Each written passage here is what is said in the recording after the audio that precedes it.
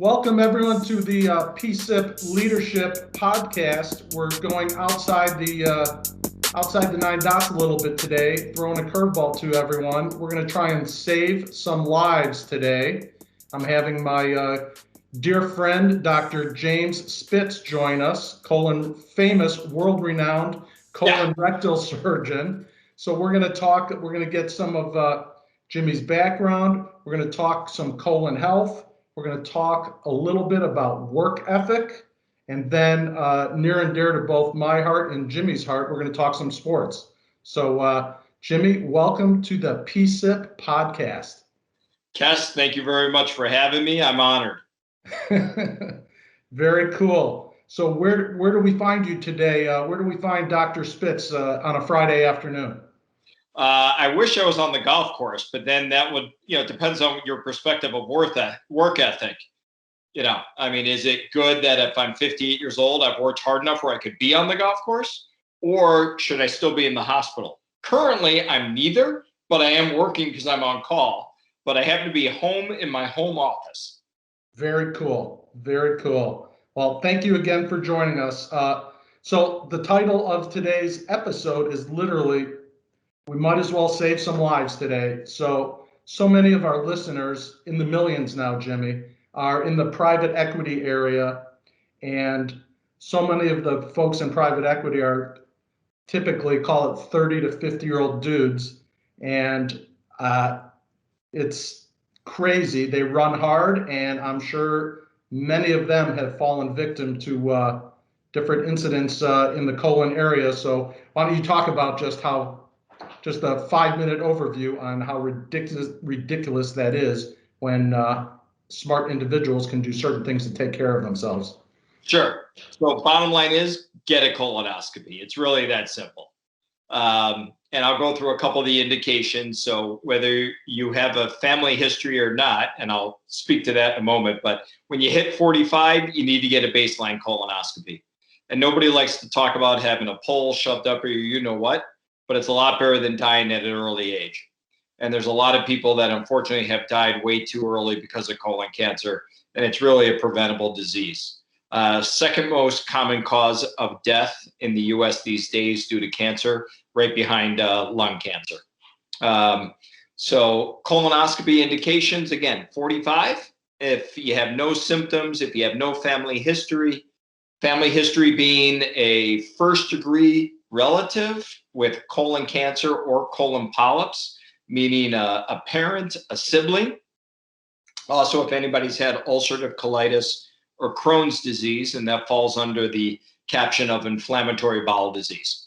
And then symptoms, honestly, if and when symptoms occur, it's usually advanced.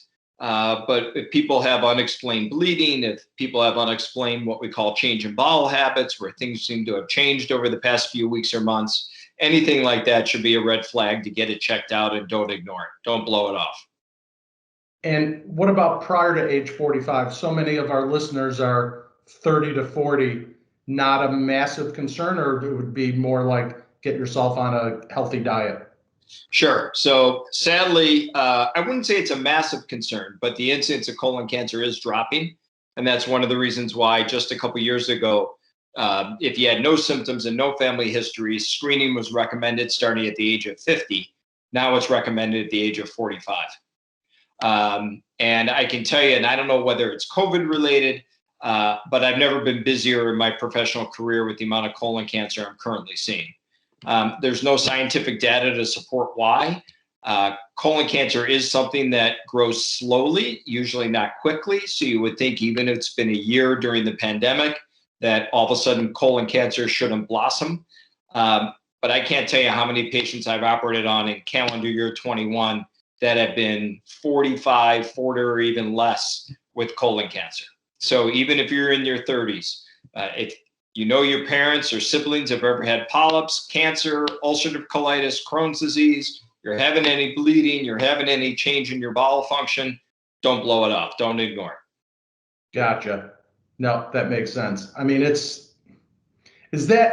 so I would think as a physician, that obviously dealing with death is, kind of comes with the territory, but I would think it's partially even more frustrating in your line of work because so much of it could be preventable. Like if you're an ER surgeon, you know what, car accidents, that stuff happens. But in your line of work, it's probably even more, a tad depressing, so to speak.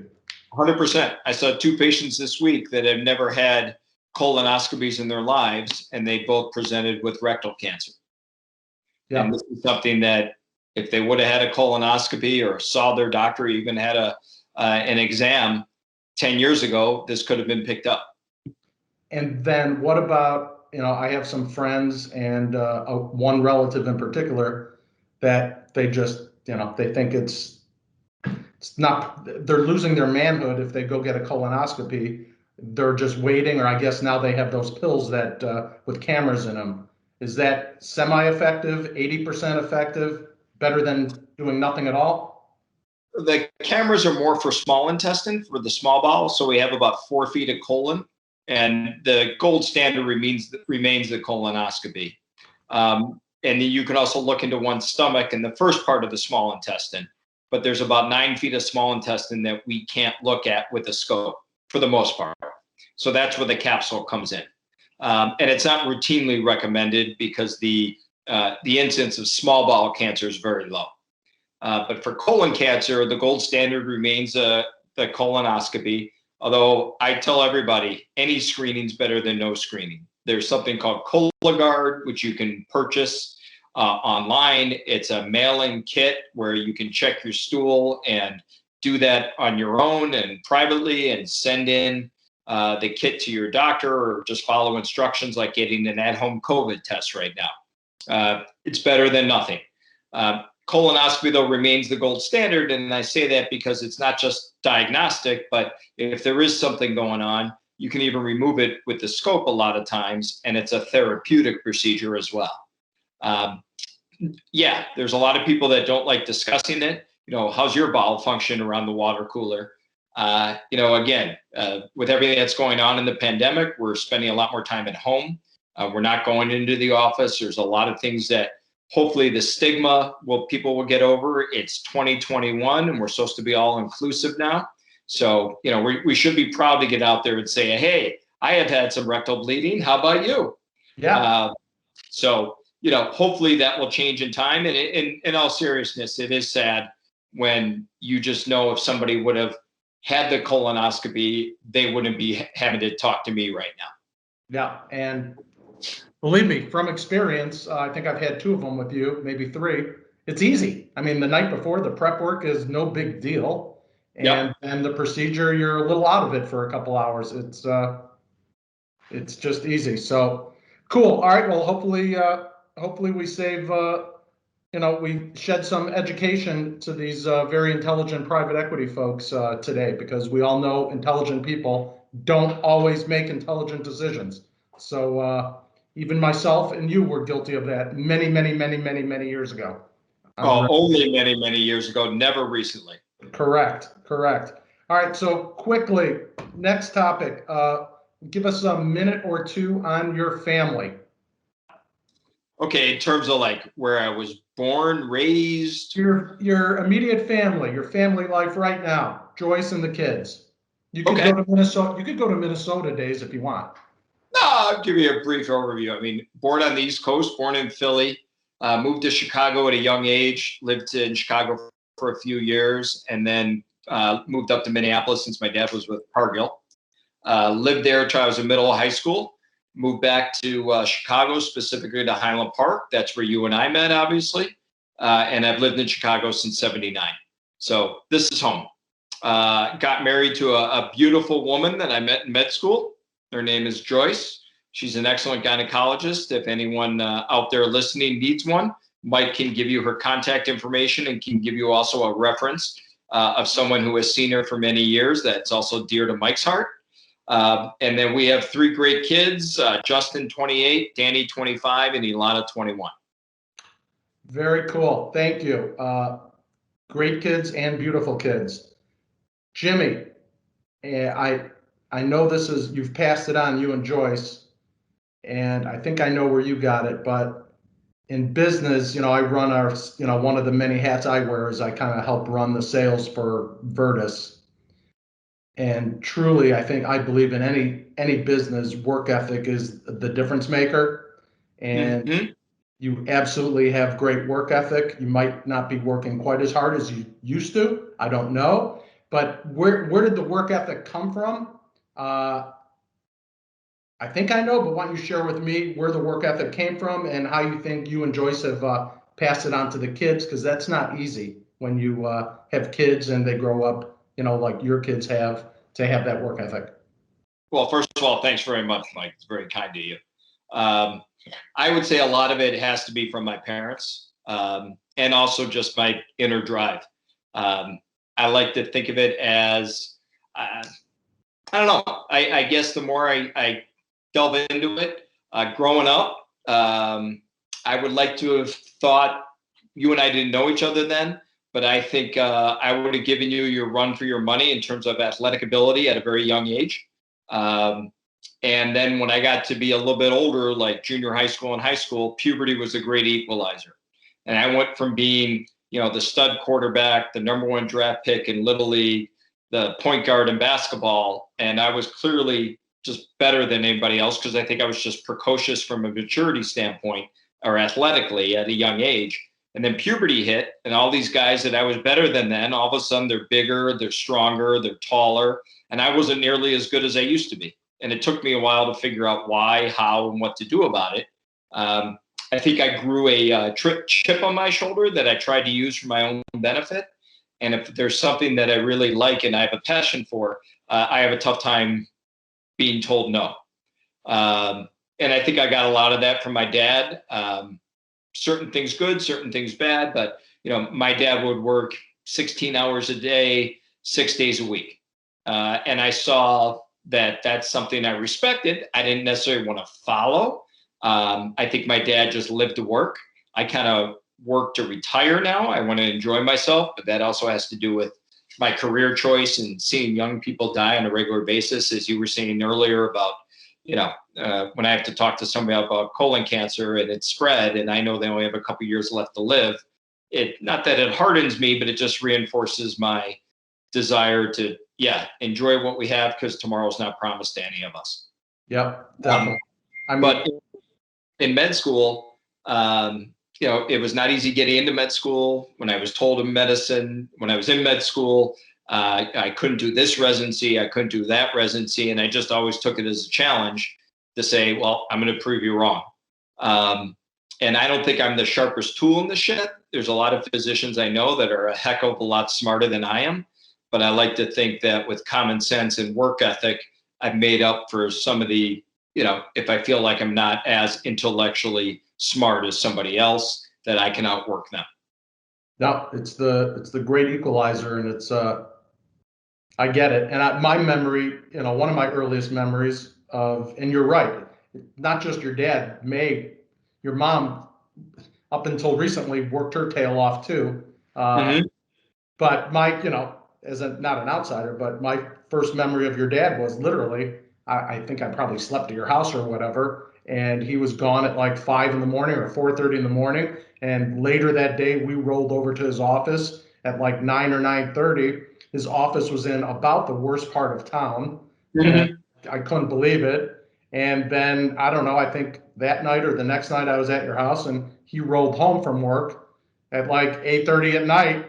And it looked like he was on that he was on the assembly line, even though he was the president CEO. So, and I get it, good and bad. I witnessed similar with my dad, the work ethic. And do you think your kids just saw that with both? Joyce comes from the, similar work ethic in her family. Right.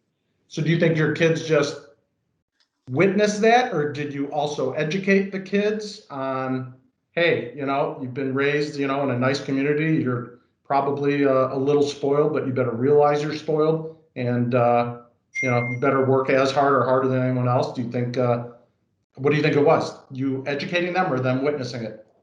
I think it's a combination of both. We always tried to make it a point.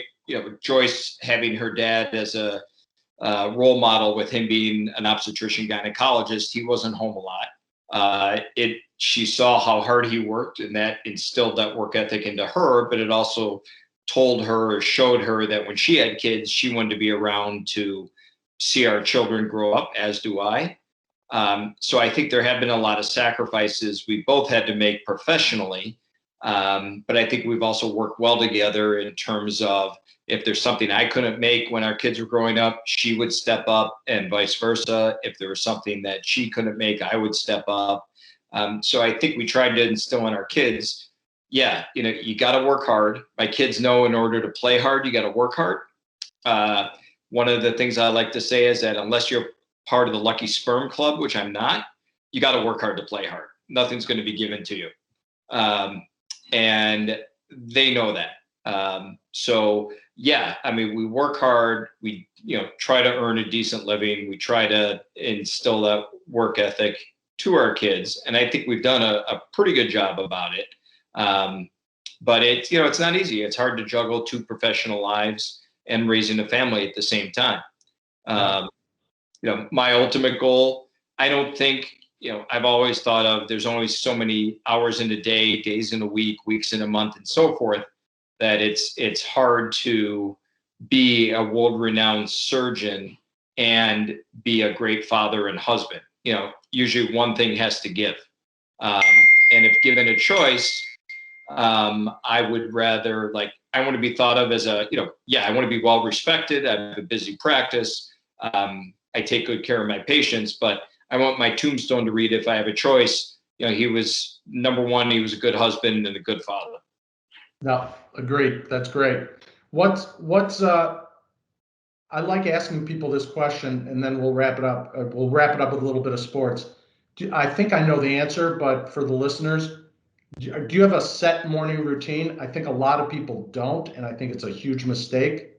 I think I know yours. Kind of give us 30 seconds or a couple minutes on your morning routine. Yeah, I mean, my morning routine really revolves around work. So I usually got to get up.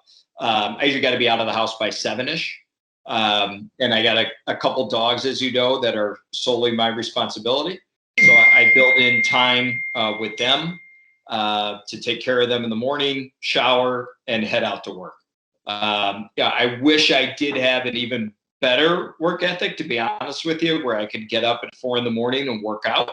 I envy people and I respect people that do that.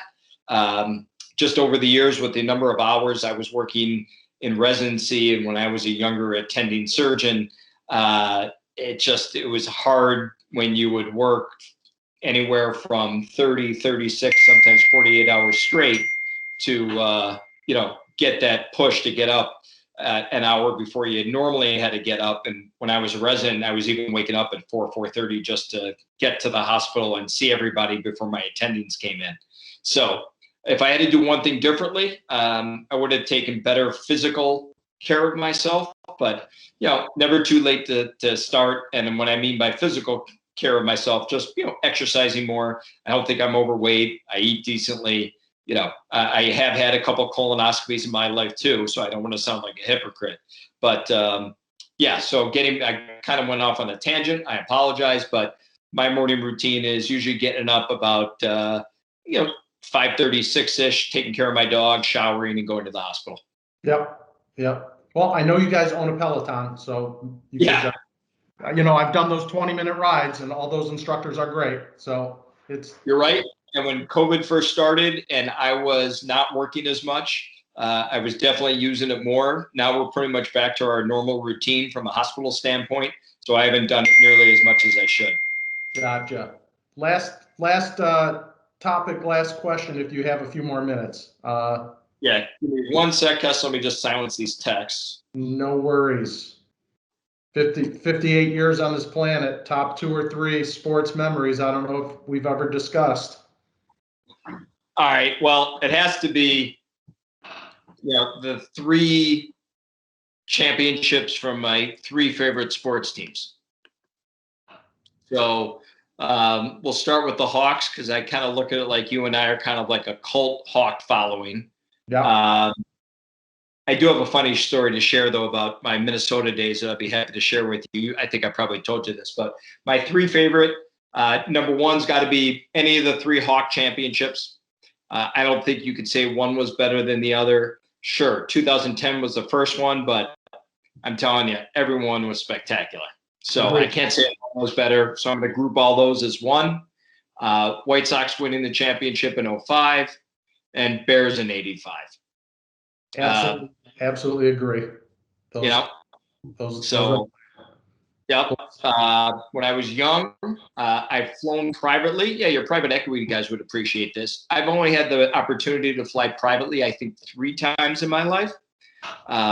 So that's why if I had to do it all over again, I probably wouldn't go into medicine. I'd go into private equity. But anyway, but one of the times, my very first time flying privately was my dad had season tickets to the Vikings. He worked again for Cargill. The Jimmy Cargill, who was one of the founding family members, was going to the game. My dad got tickets against the Raiders on January 9th, 1977. You can see how it's obviously etched in my brain since I still remember the date. We left Minneapolis. It was about 30 below wind chill, landed in LA. The game was in Pasadena. It was 65 above.